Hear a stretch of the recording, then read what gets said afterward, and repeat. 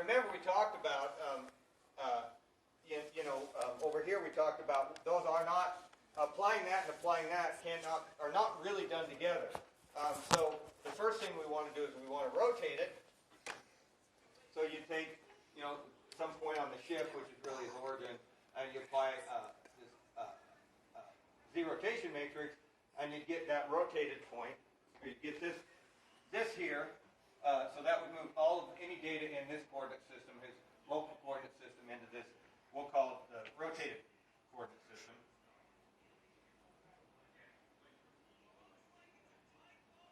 And again, this is getting closer to what we want here, but we're just, because we have to do these as these are kind of done as two independent operations, we've done the first one and it's got us to here.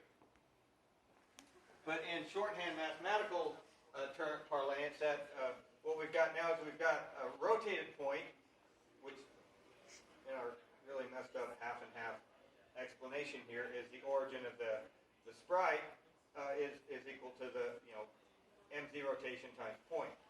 And I draw it like this because what we're really thinking about here is mathematical equation of a matrix times a vector.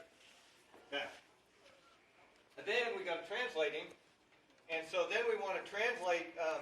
We want to get the point in the world, and so we apply the translation to the rotated point, which gets us from this coordinate system up into there, which is really what we wanted out of this. We wanted to get that a point which in our explanation on the board there would be the origin or the player's position, but we get a point in the world is that rotated point times the translation. So if we look at the two of those combined, what we get here is point in the world is m translation applied to times mz rotation times point shift. That's how, if we look at it purely as mathematical equation. And so now we look at it. This is the order we're doing it at from right to left, and this is very important. We need to look at this because these are actually how we've applied. We first applied the rotation, and then we applied the transformation, and again, that's kind of how it would look as a full mathematical equation. And but since we want to do, we're going to want to do this a lot. Here we're just doing it for the. In my example, we're just doing it for the origin of the sprite. Here I call a shift. Over there, it's drawing a guy. But if we're doing it in 3D, to 3D models, we might want to move a lot of points. The points that represent the vertices on our 3D model of our ship or whatever, we want to get those into the world. And so we're going to tend to, and then we're still going to need to get them into the screen. But because we're going to want to do this operation in theory to every vertex in every one of our models, we want to streamline this. And so what we can do, again, if we look at the properties of matrices, we're taking that first operation, which is applying the rotation, and then the second operation, which is applying the translation to that. Then we can look at if we can multiply just those two matrices we had back here, the rotation and translation matrix. We can multiply them together using the matrix multiply, and get a matrix that we can consider shift. I call it shift to world here, but you could consider local to world, which I probably should use there. So if we first multiply the two matrices together, then we can apply that to one matrix to our point shift, and that gets us we'll move a point, it will move a point now from here to here. What we did is two matrix operations. If we multiply the matrices together, then apply that matrix to our data here, then it moves it straight over there.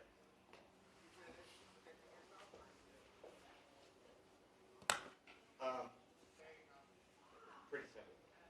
So now, assume we have all our data. We have a way to move our data from the ship to the world.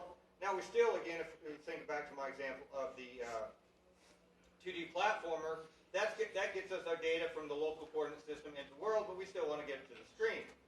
And again, we might do this all over again if we have a a matrix that moves data from the world to the view, or the view's coordinate system. What I said was the screen, so you really want to think of this view and turn values here. So then, if we take the points in, well, I could call it ship's coordinate system here, but in the if we multiply the ship to world times a matrix that defines how we move data from our world to our view, from the world into the screen view, we multiply those two together, then we get a matrix. Those two matrices together, we get a matrix, that moves things right all the way from the local coordinate system, points right from here to here by applying a matrix, one matrix times a vector operation. And so that's why we like to do this. We like to do these, convert these operations to matrix times vector, or matrices and vectors, because we can multiply, given the associative properties of matrices, we can multiply a bunch of matrices together. So here we've really created two matrices. If you look at it, we have how we rotate, points rotate. We have our matrix, a rotation matrix to rotate points from their coordinate system in the world. We multiply that by the translation.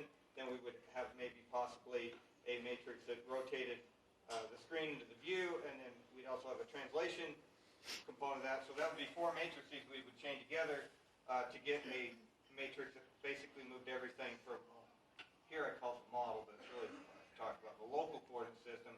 So we'd have one matrix that would move points all the way from the local coordinate system right to the screen. And that's why we like to do it as matrix operation, because it allows us to take a bunch of matrices we may need to move some points through, from the local to the world, and then the world to the screen. We just create one matrix that does all that work for us, and then we can apply those to a bunch of points and get them all the way from their local coordinate systems into the view. And so, one thing I wanted to talk about, I kind of assumed, I made the assumption down here, that we were doing a matrix times a column vector. And I don't know why this slide didn't. But what I want to talk about, so if you look at how we would do this as, okay, so this is our translation matrix down there. I see what I'm doing here. This is how we set up our translation matrix like this, because when you do, when you apply, take a. What the hell did I get that up there for?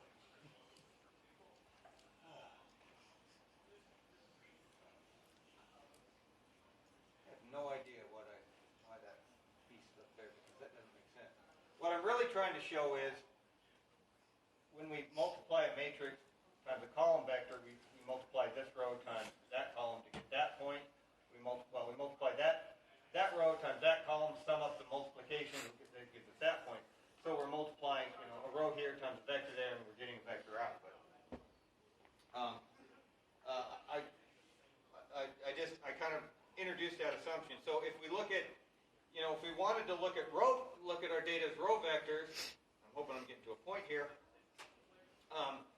If we want to look at our data as row vectors, then our matrix would look like that, and we were basically doing the multiply, because a vector is basically a one-dimensional matrix is what it is. So if we wanted to do it, think of our data as rows, we would do the row, or the vector times the matrix, and we would have to basically rotate, what was columns in our previous matrix becomes rows in our new matrix, if we want to do it that way.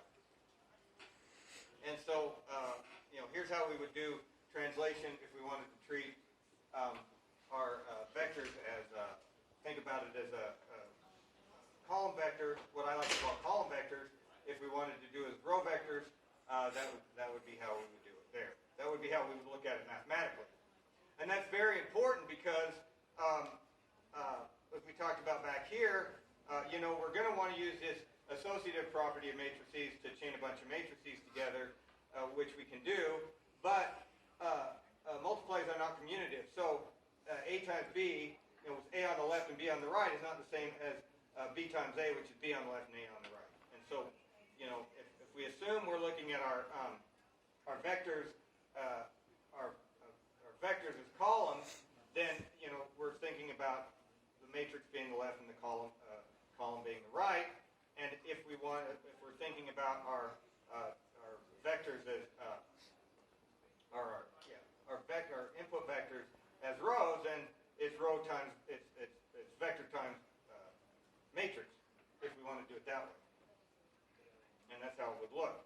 So the reason why we want to think about this, because if we then if we wanted to think of our data, our incoming data, our points in our world or our local coordinate system as row vectors, then we would have to think of the math this way, where if we want to think about these points as row vectors, then it's vector on the left, matrix on the right, and because matrices aren't commutative, then we have to apply our matrices from left to right. So we would first apply, if we first apply our rotation, it would be vector times matrix, and then when we apply our translation, it would be the result of that times our translation. And the point I'm trying to get here is, because we're going to multiply all these matrices together that we need to get from our source to our destination, then we have to make sure, because before, when I was thinking of my vectors as column vectors, I was doing I was looking at it this way with, again, as a column vector, my vector comes in on the right, and then my matrices kind of multiply together to the left.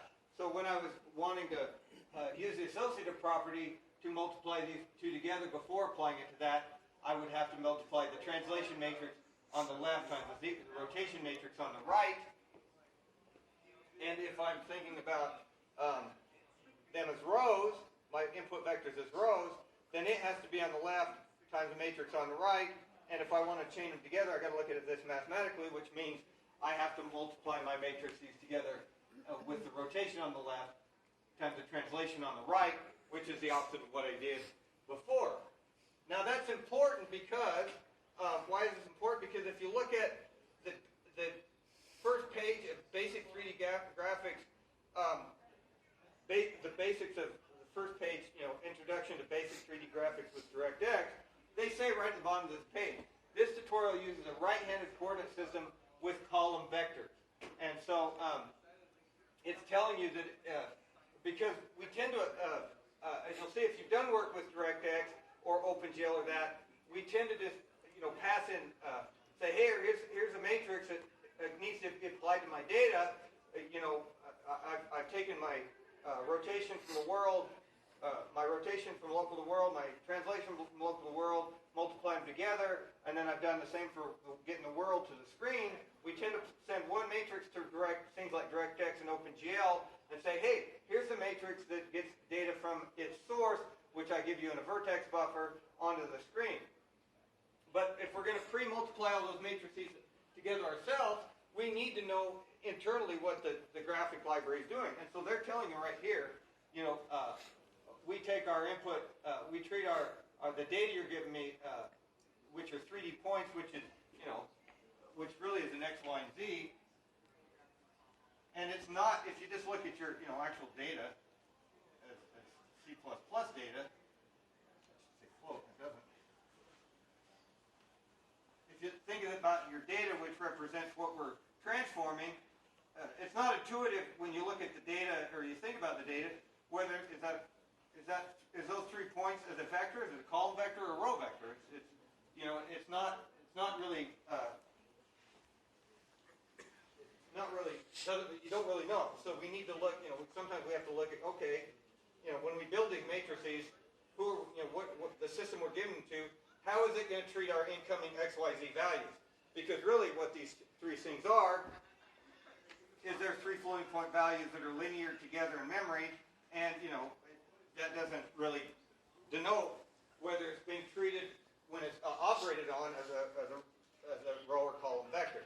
So we have to look at this. So we've looked there at and say, okay, it's column vectors.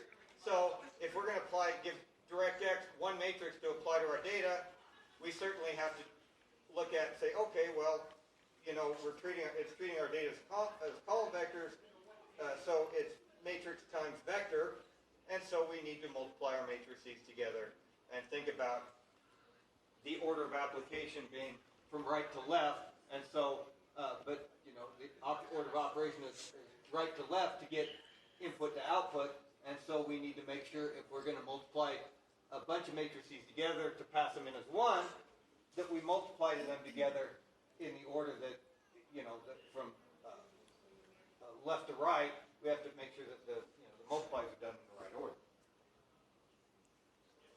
I know I'm going through this quick, I apologize.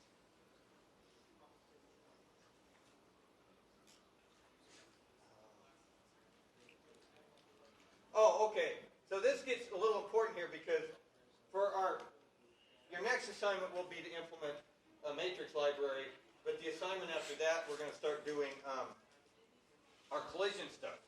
And for our collision stuff, we're going to be doing a lot of matrix operations, and we're not just going to have data that moves from the local coordinate system into world.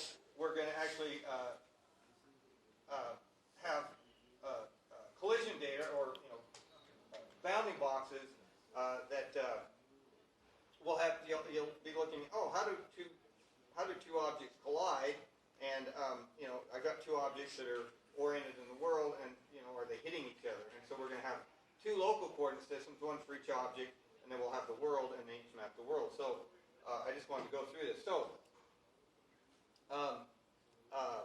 the matrix rule of transposes is given two matrices A and B, B times A transpose is equal to A transpose times B transpose. And if you look at it, what that means mathematically, if we have a matrix that's in column ordered or set up for treating our vectors as column data, if we take m column times the vector, and then the result of that, and we transpose it, that is equivalent to transposing those individually and swapping the order. So, why do we care? Okay, given that we have a matrix that moves from the ship to world, so a point in the world is matrix ship to world times the point in the ship's coordinate system. If we multiply them both by m ship to world transpose, which is just transposing a matrix, which is flipping it around, I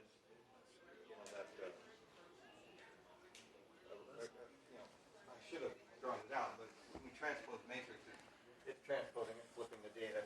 Basically what we did to get column or vector oriented matrices to row oriented. So anyway, if we multiply multiply both sides of that equation by the transpose of the shift to world matrix, what we get is m shift to world transpose times point to world is equivalent to if we break that upper equation down, and and then we have the transpose of shift to world matrix times point in the world is equal to that matrix transpose times it untranspose times point in the ship. A matrix times its transpose is identity. Hopefully you all remember that. And so that equation looks like m shift to world transpose times point in the world is identity times the point in the ship. And if we swap the data on sides, we say mathematically a point in the ship is equal to shift to world transpose times the point in the world. So what I'm really saying here is, if we have a matrix that gets if we have a matrix that gets from the ship to the world, and we transpose it, what that really will do is take a point in the world and move it back to a point in the ship's coordinate system. That's going to become important when we do collisions, because we're going to have when we start doing collisions, we're going to have points. We have our data in our ship's coordinate system or our object coordinate system, and then we create these matrices that move data into the world. And then if we transpose that, we can use that to move data that may be in the world's coordinate system back into the ship. That was probably a bad way of explaining it, but that's how we do that given given the properties of the rule of transpose for matrices. Again, that's what I'm trying to get to there. So again, yeah. So what you can think of it as, if we have a matrix that moves from ship to the world, and we transpose it, then we get a matrix that moves from the world to ship toward the system. I don't know why I told you to do that. Maybe I didn't like the students that year. Okay, so there's not a good transition here. I know why I told you to sit down.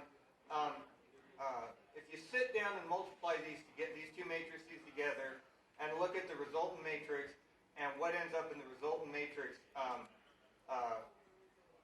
how each of the components in each of these matrices affect I know I did this because I don't have a better way to prove this because I'm not a math guy. Sorry, I don't know everything. I know a little bit of everything, but I'm not a master of everything.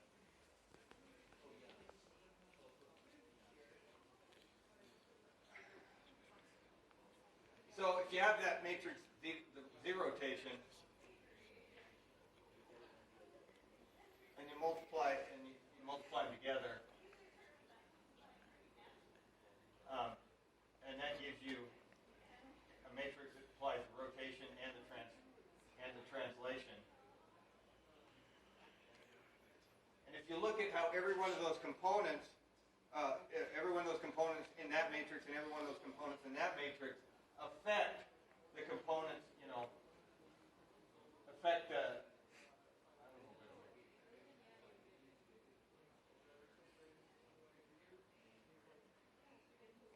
So if you look at each of these being a component in the resultant matrix, if you look at how every one of the components in that and every one of the components in that affect each of the components in the resultant matrix, what you're going to find, and this is more, and I think you might want to go off and research this, because the reason I put this in here is this is a question that comes up, I think, in some of the interviews with I think Sony and that. But if you look at that, what you'll find is the components that come from the Z rotation matrix. If you look at this is our resultant matrix here. The resultant matrix. This upper 3 by 3 becomes only the upper 3 by 3 affects the rotation of the resultant data, and only these components only affect the translation. Once you multiply both those together and get this matrix, and then you multiply that by a vector that describes our point, only the upper 3 by 3 affects the rotation. Only that final column, these three components affects the translation. That will always end up being 1 in our resultant matrix, and these will always end up being 0.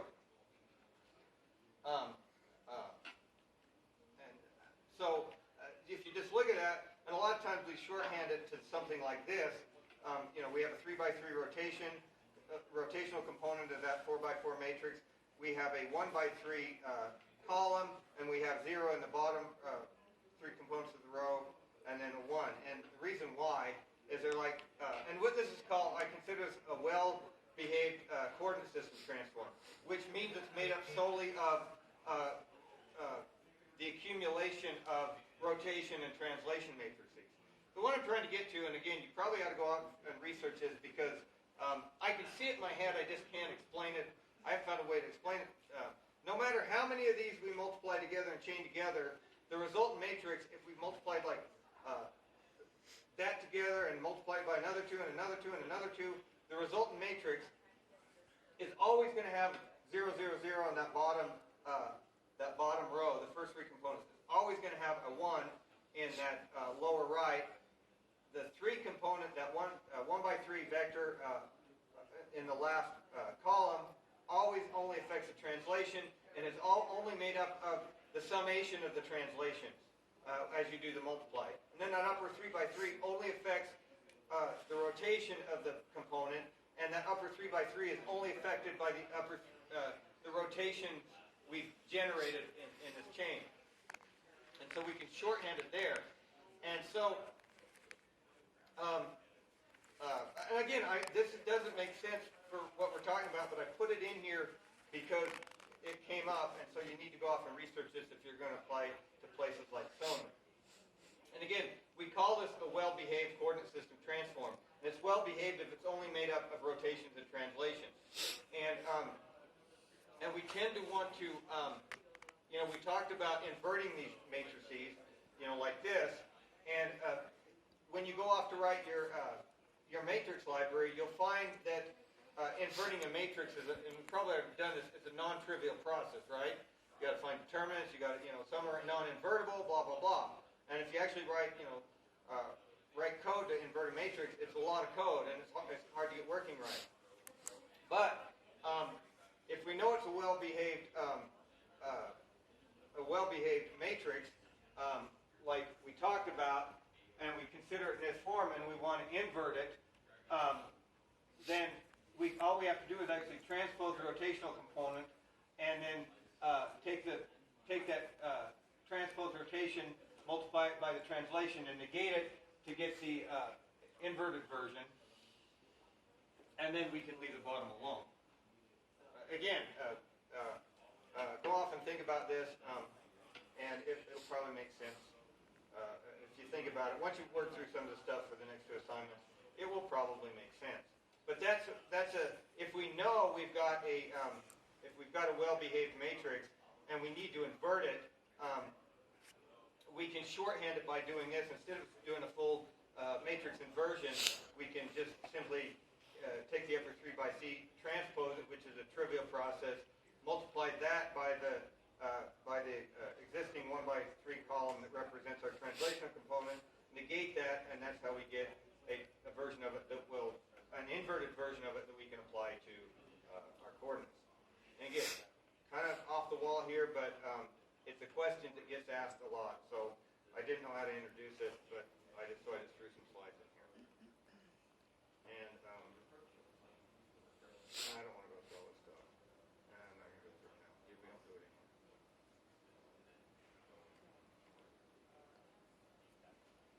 Oh, so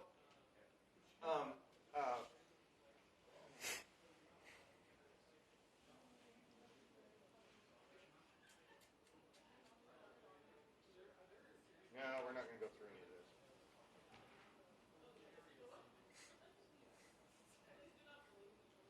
Oh, okay. So here's the basics of how we would. I've talked about. If you care, if you're, this isn't something you really need to do for our assignments, but we talked about moving. But we talked about moving things from our world to our view or our screen coordinate system. And if we, let me draw it up here.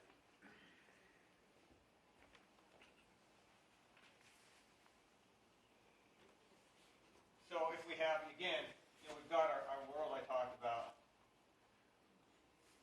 my platformer game.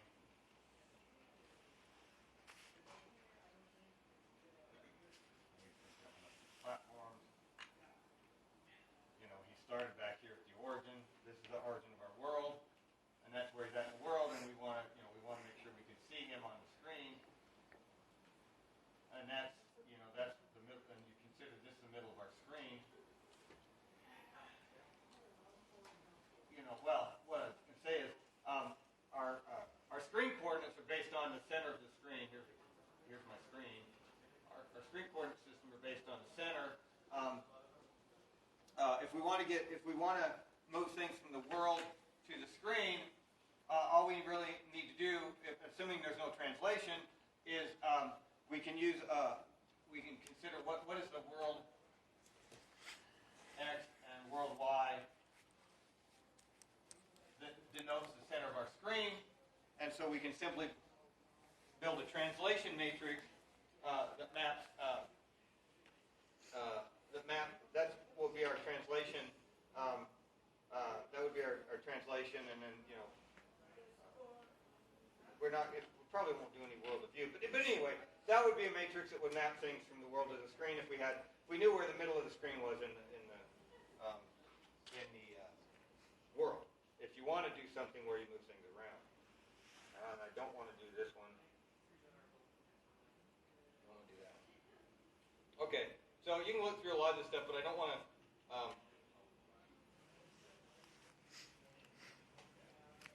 Oh, you can look at this. So this is a matrix. This is how we would do if we wanted to scale the scope. If we don't want, again, we talked about, if we just simply translate or rotate from like the world into the screen, then 1 unit in this coordinate system, our world, becomes 1 unit in our screen coordinate system, and they may not jive together. Maybe the screen, again, maybe 1 unit in our world is a foot. Well, if we just simply translated data into the world, from the world into the screen using this, what I had on the previous slide, then what we end up with is 1 unit here becomes 1 unit here. So 1 unit here would be a foot, and that would mean every pixel in the screen in the screen, every unit here becomes a pixel, basically. And so we would see 1,024 feet. If the screen is 1024 by 768, we would see 1,000 feet by 800 feet, and that's probably not what we want to do. So we would build a matrix that scales from our world. We could look at, well, how do we want data to scale? How much of the screen do we want to?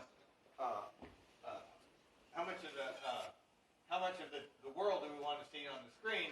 And we say, okay, the scale factor between the world and the screen is 2 divided by the number of units in X we want to see on the screen. So if we want to see only, if we only want to see really, maybe a normal game has what you'd see maybe 20 feet wide. So maybe we only want 20 units here to be the width of the screen, whatever the width of the screen is. Then we would say, okay, my scale in my X is 2 divided by how many units?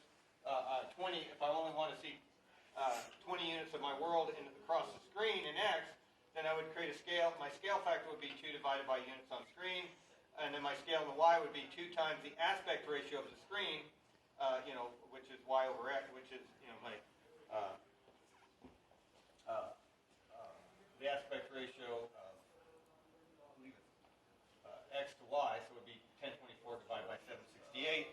2 times 1024 by 760 divided by, assuming a 1024 by 768 display window, then my Y scale will be 2 times 1024 divided by 768 divided by my scale X factor, and I could create a matrix like that, and that would scale the data how I want to go from, if I want to go from my screen, or my world to my screen, and only see, 20 units, like how many, like say 20 units of the screen, or 20 units of the world across the width of my display, then I would create a scale X of 2 over 20. My scale Y would be 2 times the aspect ratio of my screen height to screen width, divided by whatever that X scale comes out, and I would create this matrix there, and it would scale my the data, or my world to my screen in the way that I want to see it. I'm sorry I'm going through this quick. You can look through the slides. There's probably some really good information on the internet, but the basics are in here. So, what we need to do now, because we've decided that this all works really well, if we I don't want to do that stuff today. If we want to do all of this stuff like we talked about, we talked about, well, all our matrices have to be 4 by 4, and then we need to, we're going to have to make our input data, our XYZ data, or our world data, or our local system, coordinate system data, we're going to have to treat it as, even though we've only got 3 dimensions, we have to treat it as a 1 by 4. What we really need, programming-wise, is we need a vector 4 class, probably. Yeah. So, anyway, the whole idea here, we're going to have a vector, we're probably going to need, hey, well, that's cool. What? That's cool. So anyway, we're going to probably need a vector 4 class. We're going to need a matrix class, obviously, especially for next assignment. But we're going to need a matrix class, a 4x4 matrix class, and we're also going to need a vector 4 class. It's basically similar to a vector 3 class, but with an additional component. For reasons I won't get into here, most people, because I don't know how this all started. Because I'm assuming at one point, we did a lot of computer graphics stuff in 2 dimensions or any programming stuff.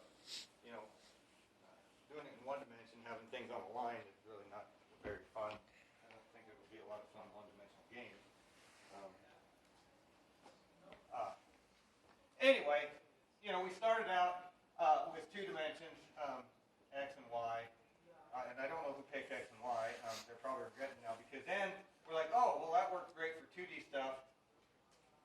And then, well, now we're working in 3 dimensions, so we had z, and that's cool because, we really think in maximum 3 dimensions.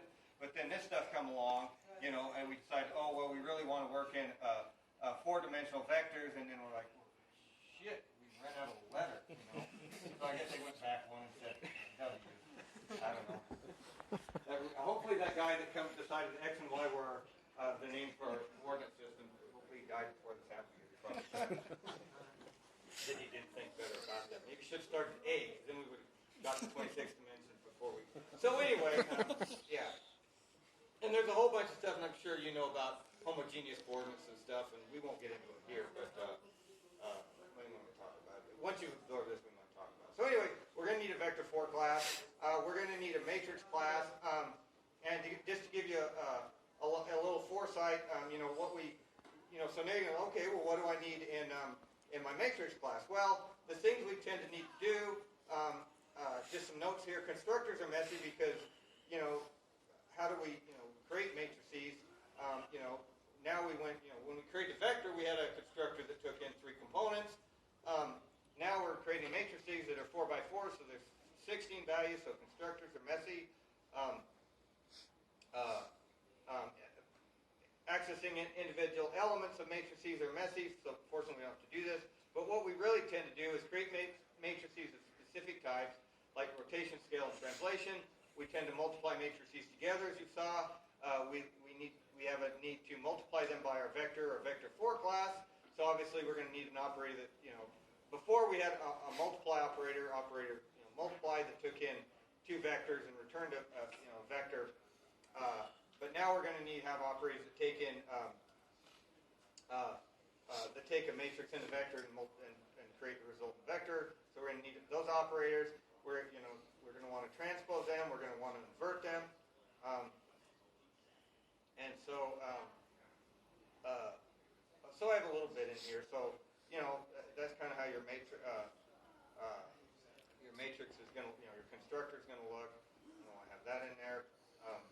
So to support column vectors, we want to be able to do that. And so again, we talked about if we're thinking about our vectors as columns, this would be our operation. And so you'll look at it this way: matrix on the left, vector on the right equals resultant vector. And so, but it gets ambiguous in code. So we create the operators. We create operators that are a little less ambiguous.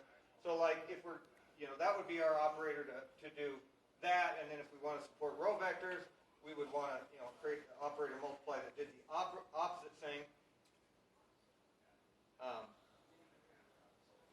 So anyway, let me find. You can look at this. There's stuff in here that you can look at. I was supposed to show you my matrix class, and now I didn't find it. Oh, here it is.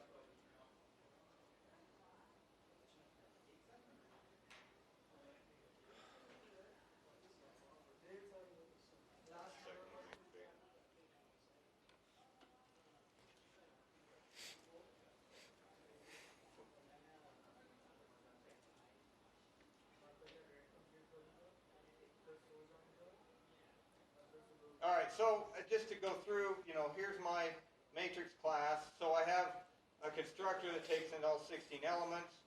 I have a matrix constructor. I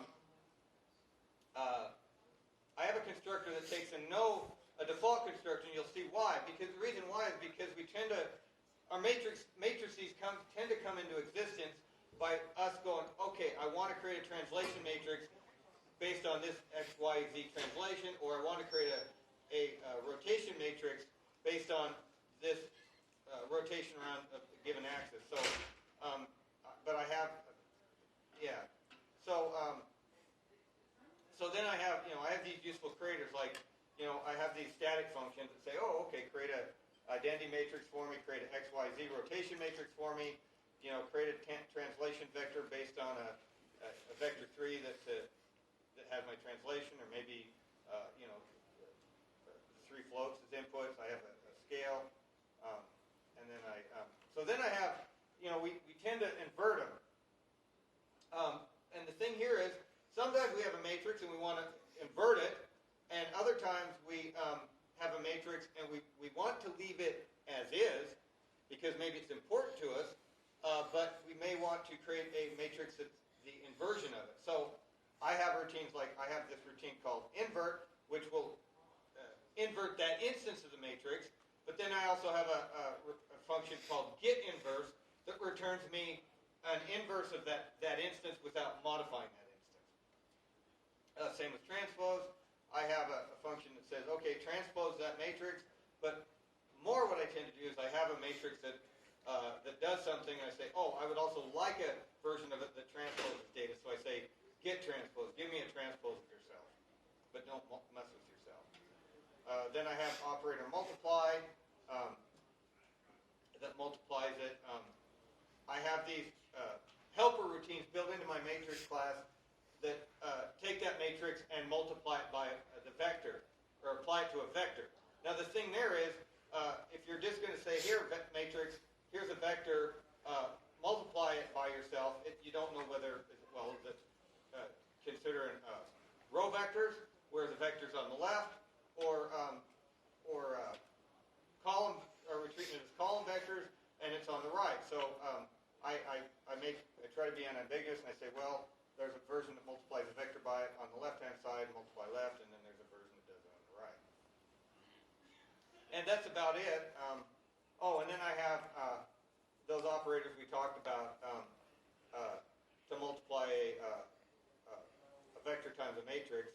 And I have, again, here it's implicit. You know, by looking at the inputs to the input to the multiply operator, you know whether, the first parameter tends to be your left-hand side, and it doesn't tend to be. That's the way the compiler translates it. When the compiler sees that multiply operator, it says, fine, I need an operator multiply that takes a matrix as the first operation as the left, and a vector as the right. And so it passes in the parameters in that order. So it's not ambiguous, like these multiply routines work. These have to be, I named them so they're unambiguous, and down here you don't have to worry about it. So anyway, so that's basically my matrix class. And that's what you need to do. And again, this is more getting set up to do what we need to do for next week. So this week we're gonna implement this stuff, and next week we're gonna get really heavy into the use cases. So you're gonna go off and implement this, and it's pretty easy. I think the only hard one here is getting a decent inversion routine. Because inverting is a non-trivial operation for matrices. Everything else is pretty trivial. It's more about typing out the code and not making typos. The thing I would do here is, a solid unit test will really help you in the long run to make sure everything works right. So, what I did is I would create like an XYZ rotation matrices up here.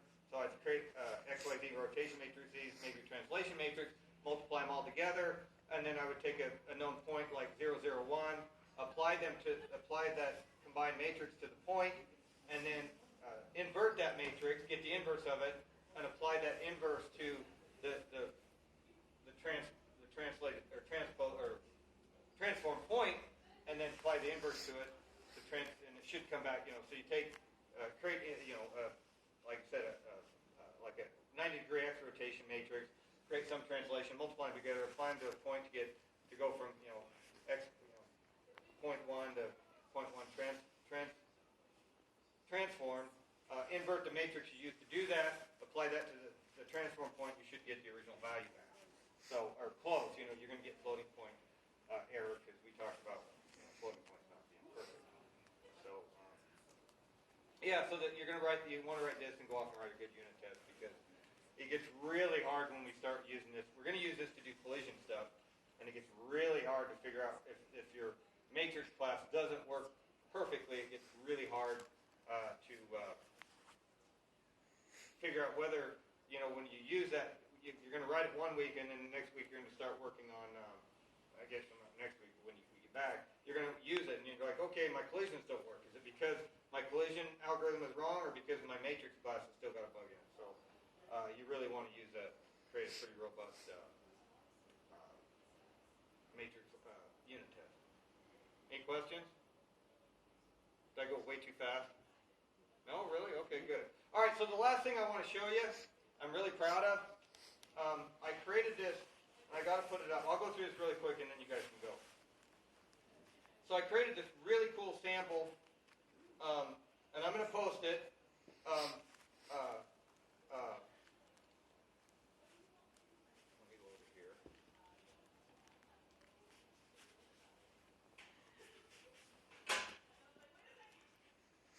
So I created this really cool sample that basically has everything, all of the samples I did for you before, and it added in the job system and some of the game object stuff, creating it from JSON, and I'll post it up, and I really think you ought to pull it down and look at it. It's actually really cool.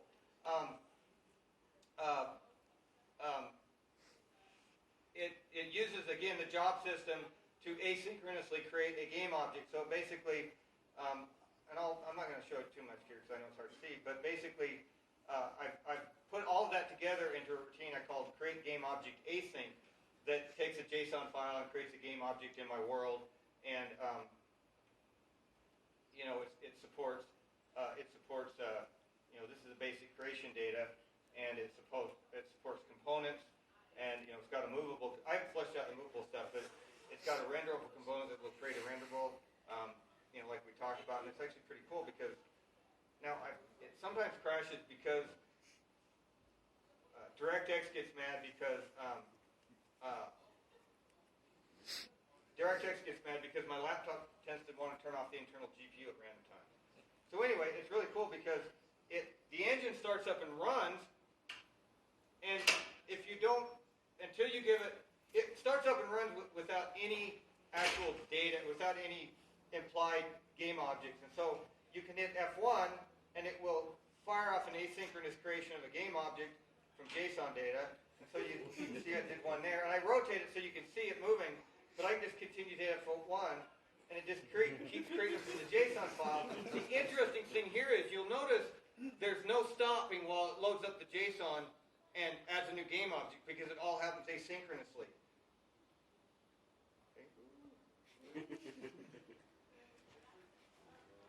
So every time you hit that key, it starts a job that says process this JSON file and create a game object from it. And what it does is expand on that thing I talked about. It's really, you can have fun with it for hours. And it shuts down cleanly. So I want to kind of hit you some bullet points to look at. One is in my renderer, so because it works asynchronously, and I start these jobs that run on other threads to create the game objects and renderables, we talked about, well, how do we get, in our main thread, our game loop is running, and we're always manipulating our list of game objects to do things with them, or the render actually happens, the draw happens on in my main thread or my main loop, and it manipulates the list of my renderables, but I've got, on other threads, I'm running jobs that want to add new things. So, if you look at, like, in the rendering system, I have this add renderable, and it actually adds them to a list of new renderables. And you can see here, when I create a new renderable, I have a mutex that locks my list of new renderables to make sure it's not adding new renderables to that list while the renderer is pulling them off. So what it does is, the tasks that run to create the renderable is running on a thread. It'll lock this. Again, mutex is a coding paradigm that makes sure we don't access a resource, which is really data, in multiple threads at the same time. So, I lock the mutex and says, hey, I need to add something to the renderables, and it does. But when I tell my renderer to draw, the first thing it says, hey, check for new drawables. So it then locks a list of new renderables and moves all those new renderables into the actual list of renderables that can be used on that thread. So I don't have to actually lock my all renderables thread. I only lock my new ones, and then the first thing the renderer does when he gets ready to draw is grab those new renderables and add them to the list. Now, the one thing I really wanted to show you, or one of the reasons I did this, is let me bring that file up over here.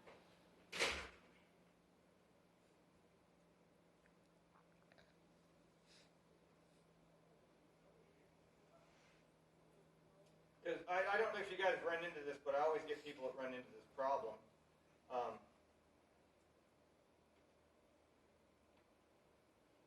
So, if you look at what my renderable might look like,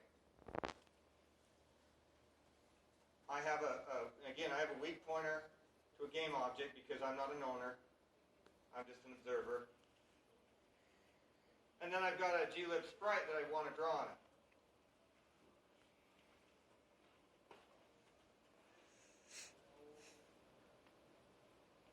Okay. Now, a lot of students come along and go, hey, I really like the concept of smart pointers and weak pointers, and I want to use that to manage all of my data, because a lot of you have run into the problem where you're like, oh, Joe, or you've talked to each other and said, oh, I get this error from glib when I shut down about the DirectX still being, the resource still being active, or what I don't know what it is. And the problem is, it's because you forgot to release a sprite, right? How many of you run into that?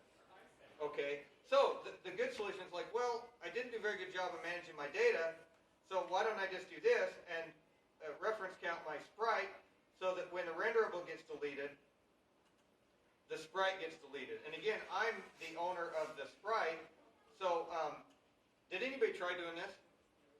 No? Okay. So, so you're like, well, I could do this instead, and that would then manage the sprite through a smart pointer. And so when the renderables went away, the sprite would go away, but that really doesn't work. And the reason that doesn't work is because, let me bring up. And again, this is just stuff that sometimes shows up, and I wanted to. This doesn't work because if you look at the smart pointer class. So we want to have a smart pointer that is the owner of the sprite, so it goes away when it needs to.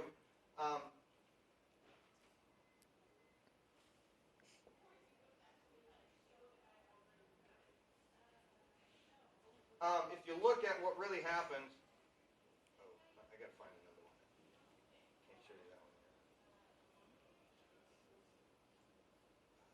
Where did I keep it? Where did it come from?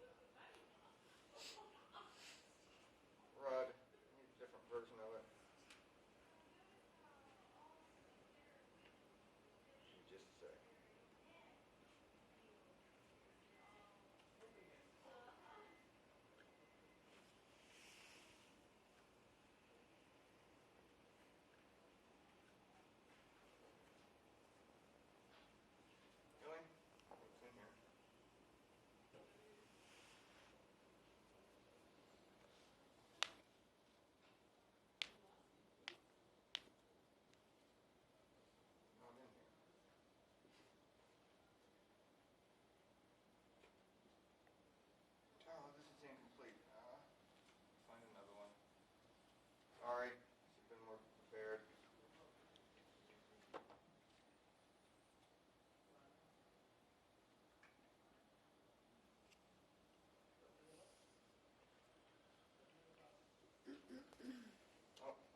So the problem is if you look at what the smart pointer does when it gets destructed,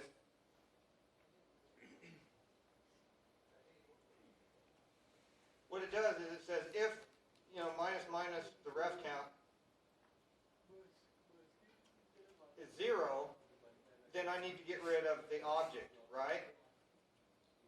And I do that by saying, well, I can delete the object, right? That doesn't work for sprites because with sprites,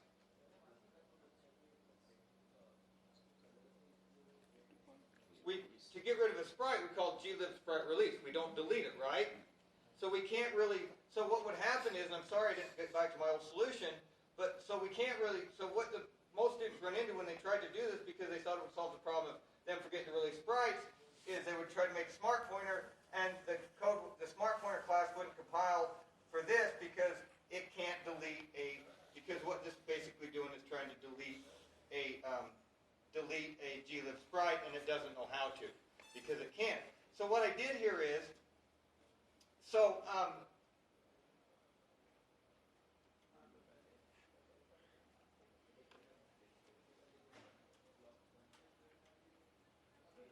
don't know, I've never explained this before, so I apologize if I don't get it right.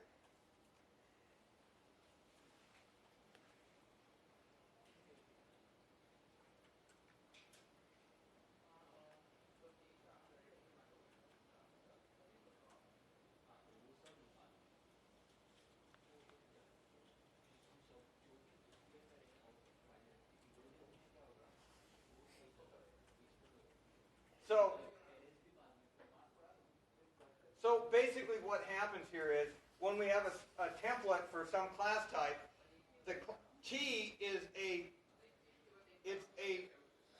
definition of a class. It's a class definition. It's not an instance of that class, right?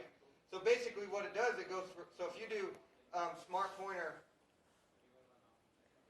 to a game object, basically it recompiles a version of this where it replaces every T with game object, right? Like that. And then if in its destructor, and again,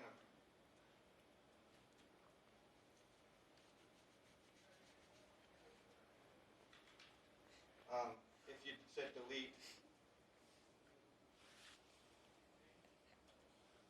at some point in the destructor, it's going to say, okay, I need to be able to delete a game object pointer. Well, so basically what it's doing is it's working on, it's using the definition of the class T, and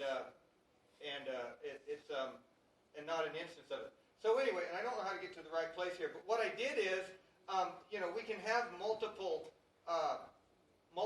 classes. You can have multiple parameters to a template, and you don't just have to work on the instance of the data, but you could call, if you've done any templating stuff or are familiar with it, you can also call methods within the class definition. So anyway, and I don't know how to get there, but what I did is I changed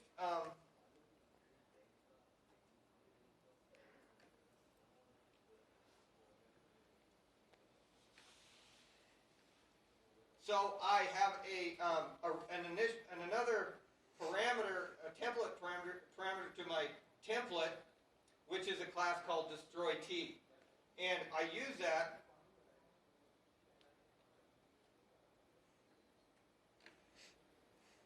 and I call when I want to get rid of my pointer, I call this destroyT, which is my second parameter. I look for a function called release. And so what it's looking for here is it's looking for a static function, because we're not working on instances of the class. DestroyT is not an instance of class; it's the definition of a class. So it's looking for whatever the template type. DestroyT is the static function called release that takes in a type of T. And I'm doing a really bad job of explaining this. So what it will compile to, and you can look at this, is it's looking for a instance of a class or class definition that includes a static function called release that takes in a specific type. And so I have this class called standard delete that's templated by type named T, and it's got this static function called release that takes in a T pointer and then will delete it, and then it calls delete on it. So I've added a second template parameter to my smart pointer class called destroy T, and I give it a default value. So that line there is saying the second parameter to smart pointer is this class destroy T. If it's not provided, use the class definition standard delete templated by type T, which is my first parameter. So I created the standard delete template by type T that calls release on a T pointer and deletes it. So standard delete has a type T, which can gets resolved to whatever we template it by, which like a game object, and would call delete look for the game object destructor. So I have my smart pointer templated by the type I want to reference count or smart pointer own, and then I look for my second parameter is a class, any class that I want it to be that has to include a static function called release that will have to take in a pointer to to whatever type it's templated by. So I template it by what this is, and then it looks for release. And again, I apologize if you don't know. You'll have to look at the code. And so everywhere where I'm currently using smart pointer, I don't provide that second parameter. So that second parameter defaults to the standard delete class, which its release implementation just deletes the pointer. And then in my renderer,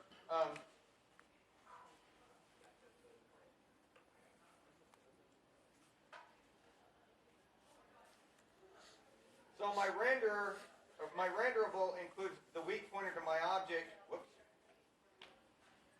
Weak pointer to my object, and it then specializes it with the second parameter with a class called release sprite. And what release sprite does is it actually, instead of called delete, calls glib sprite release to release the sprite pointer. So then you can reference count objects that don't have a destructor. You just need to provide a class definition that includes that static function to release. The other thing I wanted to talk about is, and I don't have I probably should have done a simpler example, but what's in here is, one of the problems you're going to run into is you're using your memory manager, and your memory manager now may be called from multiple threads to allocate memory. Your memory manager, as it's written, isn't thread safe. The memory manager resource is the internal state of an instance of your memory manager, your heap manager, and if you happen to be running code like this, like I'm doing here, every time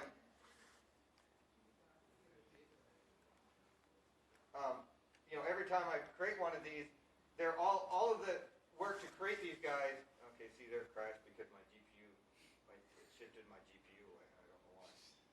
Sorry, and it's not my code. The GPU device instance has been suspended. I don't know why. Anyway, your memory manager isn't thread safe.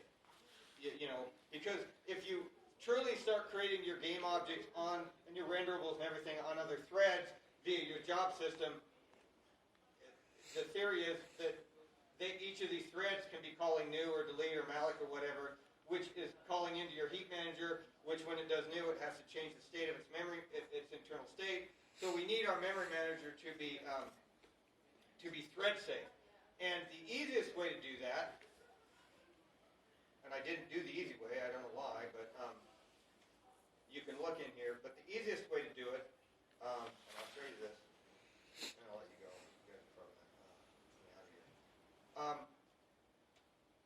What the easiest way to do this would be to,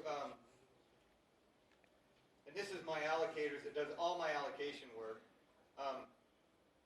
So the easiest way to do this would be to create a mutex.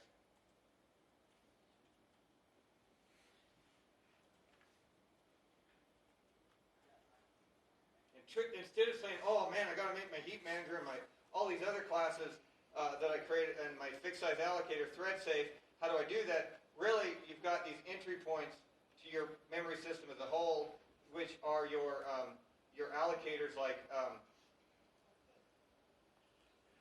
new and delete, and the easiest way to do these is, okay, just come in here doing a scope block.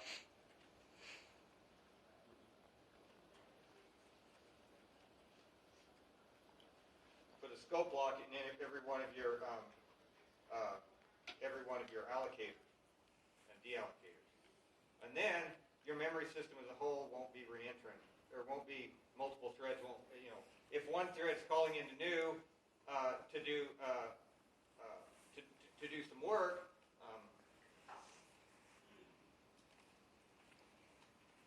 So if you call into new to do some work, it's going to lock that memory system mutex, and any other calls into delete or other news from other threads will be blocked at that mutex until that allocation finishes up and your whatever memory manager or heap manager, whatever is doing the work, gets done and releases that mutex. So that's the easiest way to do it, to make your memory system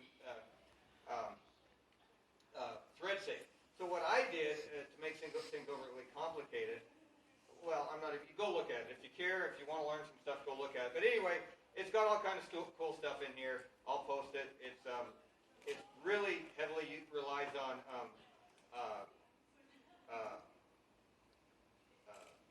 standard functions, standard bind, and lambda functions. If you want to learn that stuff, it's all in here, which I think is really good because, well, in one of the next classes down the road, we're going to talk about delegation and what delegation is, delegates are. How many are familiar with delegation and delegates, stuff like that?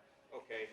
And, we talked in the first semester about, we got all these systems that work together, and it's always a good idea if we can uncouple things, and systems aren't tightly coupled. And so it was really easy to make this. In fact, I changed my key change callback from the glib to be a lambda function, or a standard function, so you can just pass in a lambda function or anything. And we'll talk about that down the road. But anyway, I'll post this so you can look through it. Again, I was having a lot of fun with it, just creating guides. And I thought it was really cool because, like I said, the main loop just sits there and runs and waits till data comes in and then takes ownership of it. And all right, well, we're done. Any questions? Anything at all? Look at this. Oh, go ahead. If there's a lot of threads going on, like with the job system, and there's more than one thread that's possibly calling new or delete on one of the managers, is it possible to have multiple manager instances with mutexes on each? Yeah, so here's what I did, and I was going to show you this, but I didn't think anybody would care. Because if you mutex at the allocator level, new and delete, you're kind of you're blocking everything at a higher level. Really, if one new wants to use your global heap, your default heap, and another new comes in that needs to use your one of your fixed size allocators, those two things should be able to happen concurrently because the resource that you're wanting to manage is the internal state of a heap manager or a fixed size allocator. So what I did, and you can look through here. So what I did, and I overly complicated, I realized afterwards. What I did, and you can look at it, this will answer all your questions. I have this base class called allocator that all my heap systems derive from, so it's common interface. So I have that routine. If you look at it, I say, give me an allocator for this size, and it returns an iAllocator interface. And because both heap manager and fixed size allocator are derived from iAllocator, what gets returned from get allocator for size could be either one of those. The calling code doesn't care because iAllocator defines an alloc and a free interface, right? If you look at it. So what I did in my allocator class, and I don't know if I can even explain this. I'm going to try.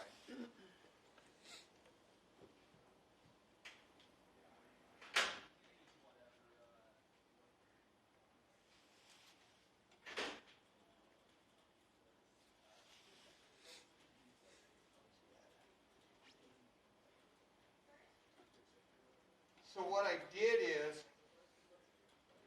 I have my basic iAllocator interface class, and it used to not be that way, but the way it works is now, the interface defines three virtual functions called allocate, free, and contains, which are your allocation function, your free function, and the contains function, which your derived classes need to implement, like heap manager implements one version, fixed site allocator implements another. But then it provides a common interface called alloc and free that will lock and unlock a scope.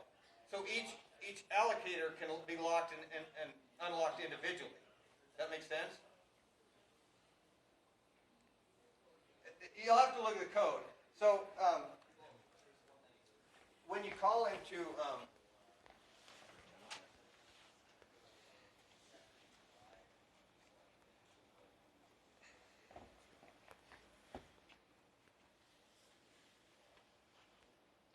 so you have iAllocator.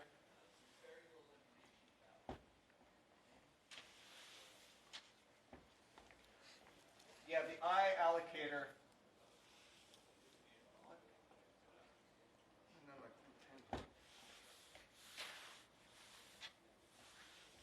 You have the iAllocator interface that provides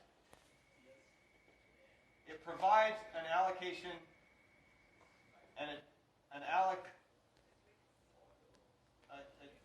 generic allocate and a free function, and requires the class that derives from it to implement, because they're virtual voids,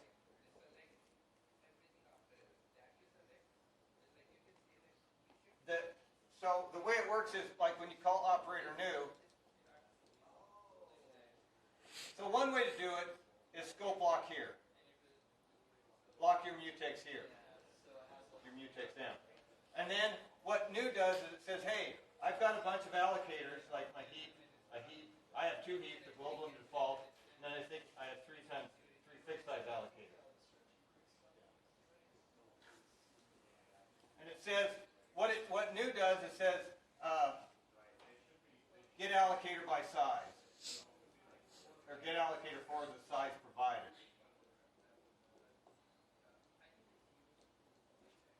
And so what get allocator for size does say, oh, you want this allocator or this allocator or this allocator or this allocator or this one. Well, if you can scope lock at the new level, which means there will be no two threads inside of new. They'll all one will get through the scope lock and the others will block until it's freed, right? But the resource that's being manipulated during the allocation is the internal states of each of these.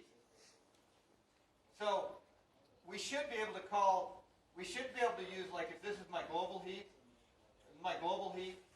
and this is my default heap, the internal states of these is what I need to block. So I should be able to interact with this one, and another thread should be able to interact with that one, right? So what I want to do is I want to make sure that these are safe. And so the way I did that is, because these are all derived from iAllocator, what they do is they implement the allocation in the free function, and they don't care anything about thread safety. But iAllocator provides a generic allocate and a generic free, and what they do is inside iAllocator, the generic allocate and free first lock a mutex for that instance, and then do the allocation. That makes sense? That answer your question? But what I did, because I wanted to be really cool, is I went with that thing I showed you in the smart pointer, and I templated my allocator by a lock class.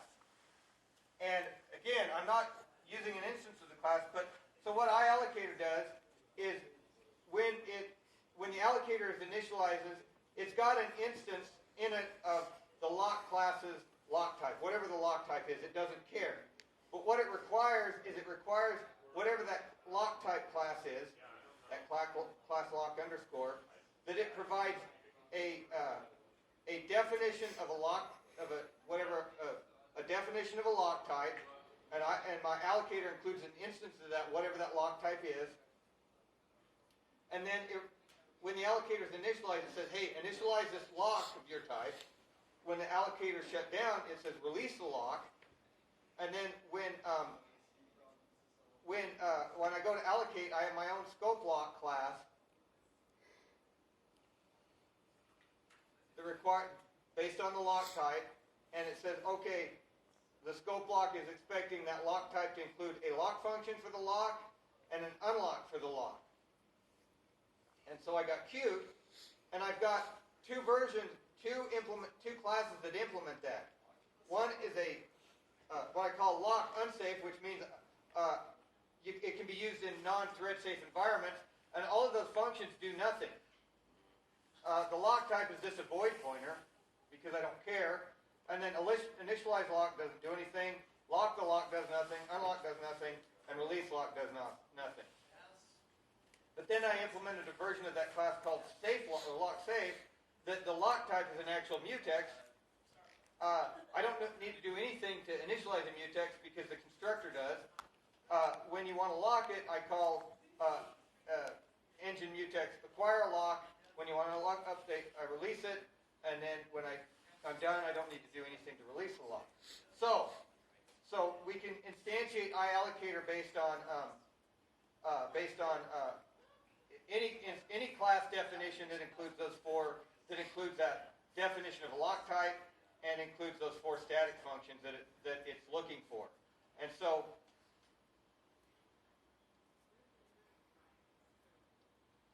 Heat Manager now is, because Heat Manager derives from iAllocator lock, it needs to now be templated. And so it's templated by the lock class, and by default, it uses an unsafe lock.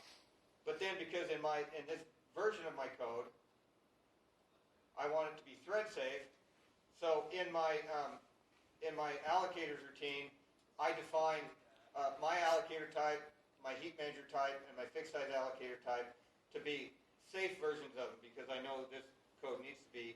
And then so then it will instantiate the fixed size or the heat manager templated by that safe lock class, which then iAllocator uses the routines within that lock safe class definition, and it would do the locking and unlocking. So that's how I solved it. Probably a little bit of overkill programming-wise or over-designed, but again, there's so much stuff that we'd love to talk about in this class, and what happens is, we should be doing it. I should be teaching for about 2 years to get through everything I want to learn. I want to teach you guys, but sometimes it's really hard for you to understand the ideas that we have until you implement one thing on your own and go, because every one of you guys is going to do things differently with how you use the job system, or how you wrote your heat manager, or how you set up your new and delete. And so I've seen these situations where students run into problems. I help them solve them, and I can present them to you, but you're like, well, why would I want to do that? And so until you run into a problem, but then you run into the problem, okay. Like recently happened with our class on preparing for an interview, where I talked about whiteboard tests, and I look back and everybody's asleep or on their phone, and then Garen comes in here and says, that really helped me get a job, and so they goes, hey, we should get together and do this stuff. You're like, now I understand why. So anyway, I've tried to put as much of that stuff in this sample as I could, so you guys can learn. So it's really up to you to how much you want to dig into here and look at this. So this sample basically encapsulates everything we've done through most of last semester and up to now, and with my solutions are some very, what I like to call, pretty good solutions to things. And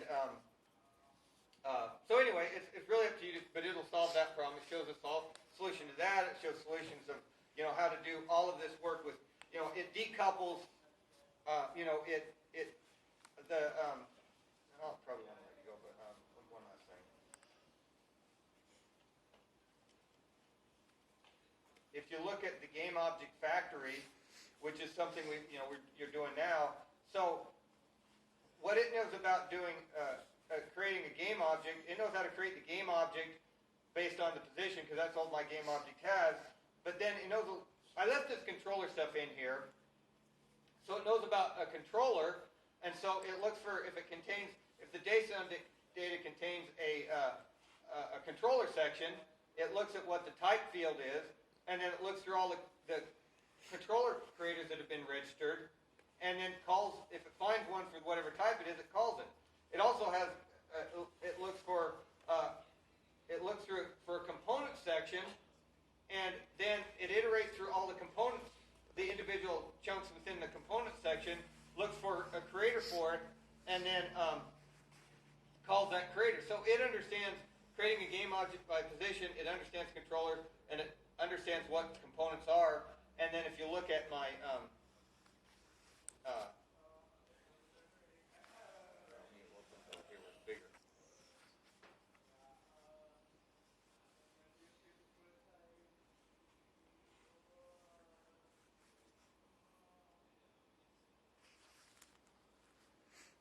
so if you look at the JSON data, so it's got the basic game object stuff, and then it's got two components. One is a movable for driving an object, which I haven't fleshed out yet, and the other one is a renderable that creates a renderable for it. And so the game object factory knows nothing about those, but when the renderer is initialized,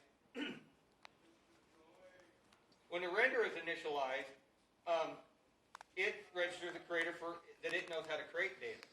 So it knows how to create a renderable, and it says, hey, I understand a renderable component, and here's the function, create renderable, that you call, and you pass me the game object and the JSON, and then I understand, it comes in here.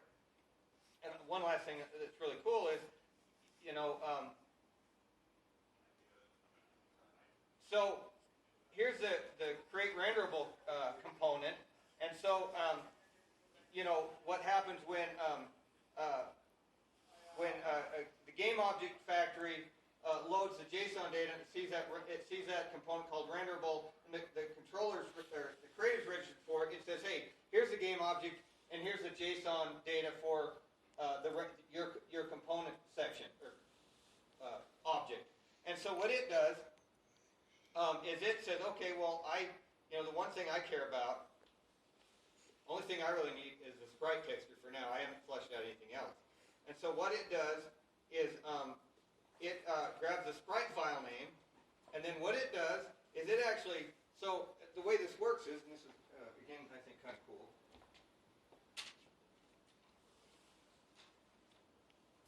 And I'll let you go after this, I promise. Where's it at?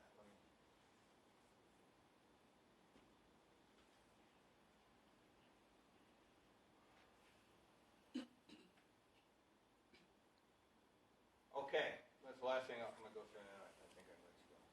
This is pretty cool.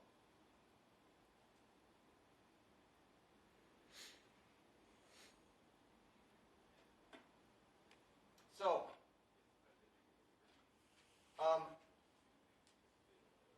the way this works from the start, I enter my Win main, I come into my Windows main, I tell the engine I'm enter main, I start up, which initializes my allocators, I start up, then I register a callback for when a key is pressed. And I register a lambda function in line that what it does is it says, okay, every time the F1 key is pressed, engine create a game object asynchronously. And so here's the data the file to load, and here's a lambda function that I want called back once the game object is loaded. And what it does is then, because each one of those is a different location, the engine creates the game object from that JSON file, calls back into this code, and this code sets its position based on, I kind of spread them out. But it says do it asynchronously, so it creates a tag. And what this does, if we'll go to it, probably won't. What this create game object async does is it's got this helper routine called process file, where it says, hey, process this JSON file, and when the data is loaded, here's a callback, here's a function to call create a game object from JSON data. So what ends up happening is, and I won't draw all this out. I'll just show you. I mean, I won't go through all the code.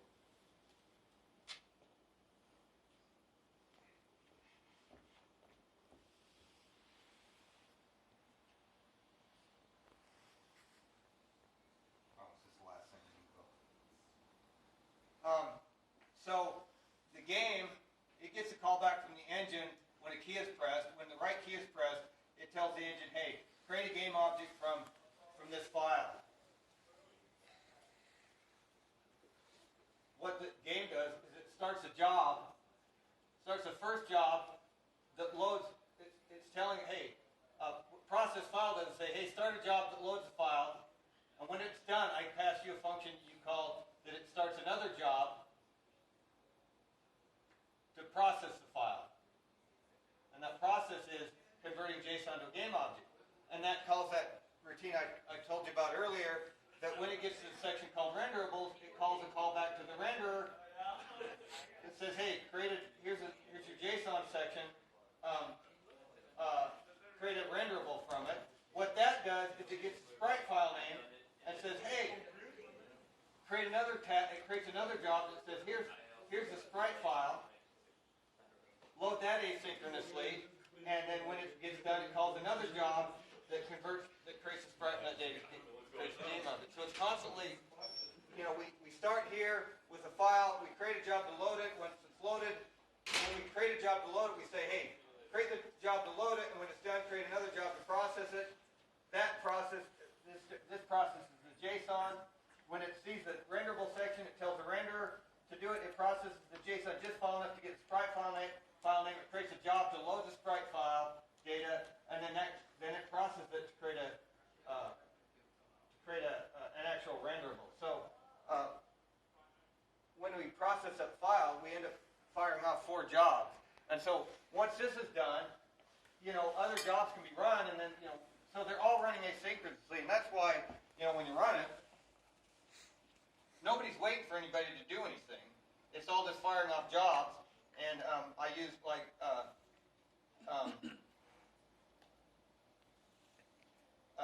the original one. So when the key's pressed, when the key is pressed, I want to convert that JSON data to a character, and it does it asynchronously. But I'm like, you know what? I'm using this player JSON over and over again, and so I want to keep putting them at different positions. But because I'm just saying, hey, engine, create this job asynchronously, I don't get the data back immediately, but I pass in a function that says, hey, here's a lambda function to call back when it's done loading, and it calls me back, and I lambda capture what I want my next X and Y position to be, and then when the object's created, it's like, hey, here's an object I created, you want to do something with it, and I change its position. And so that's how I asynchronously start the job to create the game object out of it, and I don't have to wait for it, but when it is done, it calls back to my lambda function so that I can change its position. So again, like I said, whoops.